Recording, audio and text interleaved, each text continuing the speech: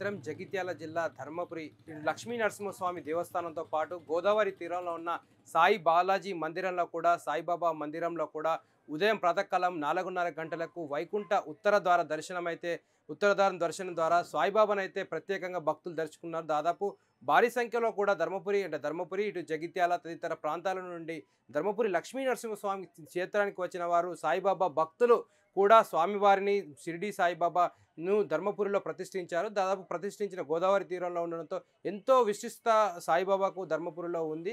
దాదాపు ప్రతి సంవత్సరం కూడా సాయిబాబా కూడా వైకుంఠ ఏకాదశి రోజున ఉత్తరధార దర్శనం ద్వారా సాయిబాబా భక్తులు అయితే సాయిబాబాను ప్రత్యేకంగా దర్శనం చేసుకుంటారు. ఉత్తరధార దర్శనం దాదాపు భక్తులతో అయితే కిటకిటలాడింది అని చెప్పవచ్చు. సాయిబాబా టెంపుల్ దాదాపు ఇది ప్రతి సంవత్సరం లాగానే ఈసారి కూడా ఒక ప్రత్యేకంగా అయితే సాయిబాబా టెంపుల్లో కూడా ఉత్తరధార దర్శనం ద్వారా భక్తులు అయితే దర్శనం చేసుకున్నారు.